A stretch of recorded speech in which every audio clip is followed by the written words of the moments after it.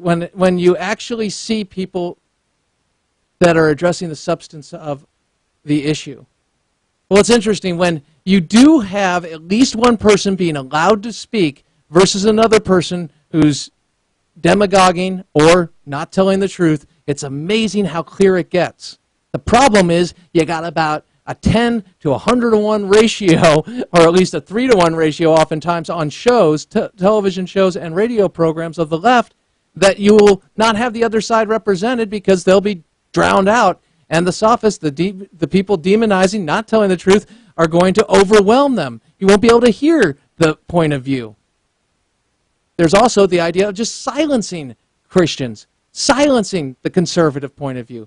But when you actually see it, and this is why I believe so many on the left actually are not fans of debates. A one-on-one. I believe in them. We want more debates, one-on-one debates, break it down into categories, do it all for the presidential election, do it for elections, period. But more of them. One-on-one. Beautiful. And I give you an example of Chris Wallace yesterday, dealing with health care.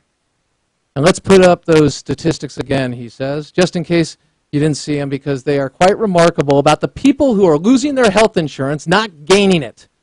Florida Blue terminating 300,000 policies because they don't meet new Obamacare standards. Kaiser, permanent in California, 160,000 canceling. These people, and this is all quote, these people who had health insurance in the individual market, who were happy with it, and they're being kicked off because the new, under Obamacare mandates, doesn't meet it. And to pick up on what George Will said, the House Speaker, Boehner, said, more people could actually lose health insurance in a month of October than signing up for it. In the month of October than signing up for it. Juan Williams responds. Then you'll hear Britt Hume and Chris Wallace. Here's the exchange. Substantive debate. Truth. Roll it. I get the sense that people on the Republican side are enjoying this moment, but this is empty rhetoric. When you speak to the insurance executives in Florida and California, they say they're canceling those policies, Chris, because Obamacare has requirements, 10 categories or mandates for levels of coverage.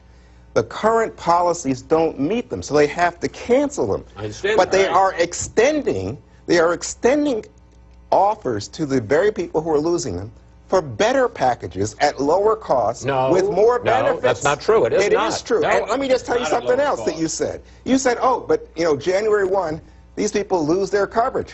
In fact, the insurance companies are saying, we will make sure that on January 1, you have coverage. This is not the apocalypse. Juan, look, what about this?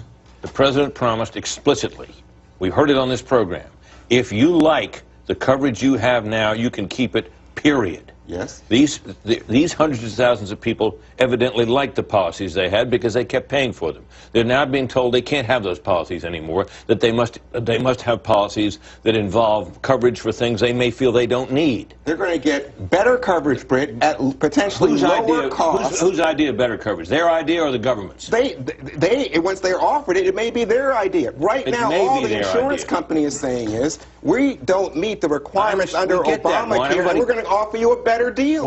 No, you're going to offer you a government-mandated deal that may or may not be a better deal for the people involved. There are people who, or elderly people who are being required to pay for maternity coverage. And as you just heard, Wallace concludes this.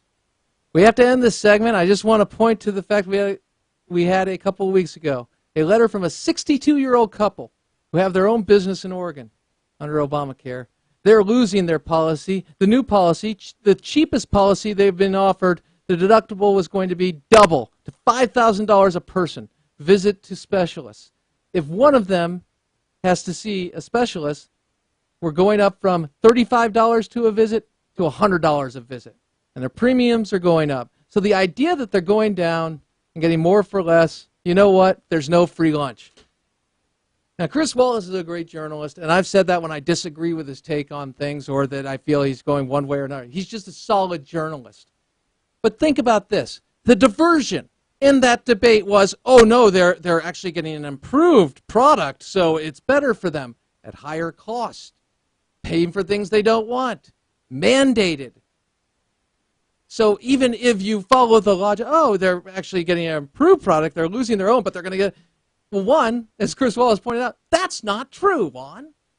And then if you go to the other side of that, if there is an improved product that they are going to receive while losing their own that they wanted, and an apples-apples comparison, it's either going to cost them more, they're paying for things they don't need and don't want. It happens with a centralized bureaucratic system, and nobody can get around that. Story right now, a story from Drudge. Report, administration knew, this is the headline, of course, and it's coming from MSNBC or NBC, but the millions could not keep their health insurance. They knew this before.